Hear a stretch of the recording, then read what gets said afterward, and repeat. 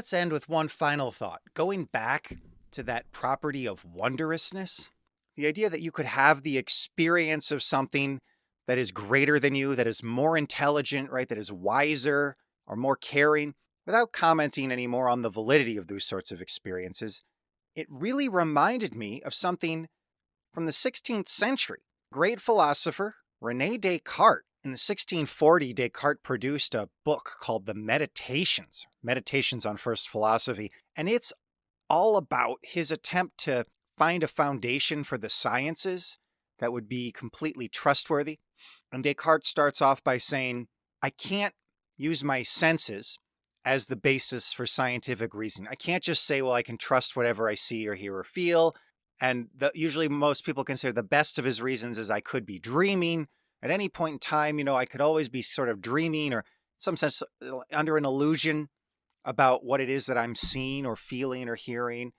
And so Descartes starts to kind of get trippy on his own without any substances. And he starts to say, well, is there anything in my mind that I can really trust? Is there anything that I know is real? The first thing he comes up with is himself. He says, I have this idea of myself, and it has to be self-validating because there's no way to have the experience of being a self. There's no way to think without there being a thinker. So this is where we get that I think, therefore I am. Later, he comes up with another one. It's the idea of God. And he says, I have this idea of God, this idea of a being that is infinite and eternal, omnipotent, omnibenevolent. And he goes, well, where could I have gotten that idea from? He says, I, Descartes, I've never encountered anything infinite or eternal, omnipotent or omnibenevolent in my life. He says, I've never encountered anything like that in the real world. I couldn't have made it up by just taking my sensory experiences and mixing them together.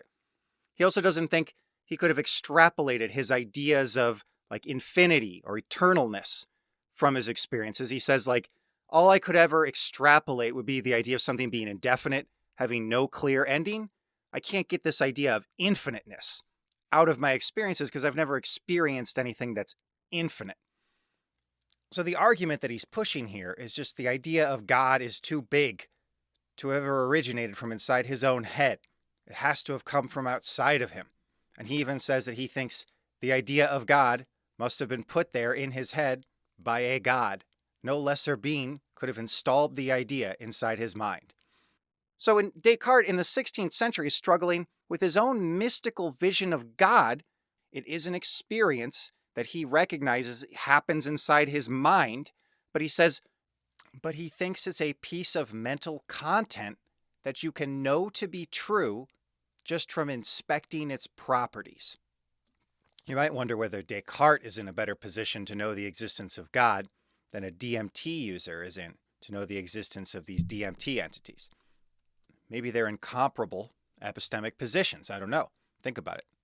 And at the end of that section of the Meditations, he says, quote, before examining this point more carefully and investigating other truths that may be derived from it, I want to pause here and spend some time contemplating God, to reflect on his attributes and to gaze with wonder and adoration on the beauty of this immense light, so far as the eye of my darkened intellect can bear it.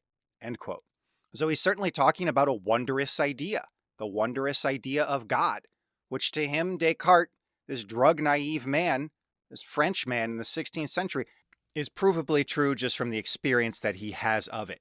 And so you may think the DMT people are just wrong about their experiences, but I hope I've shown you here that there's actually a history of people feeling like, or actually making an argument that there are some experiences that you can know to be valid just from inspecting the nature of the experience. That's just this fascinating parallel that I see between 16th century French philosophy and what people are experiencing on DMT.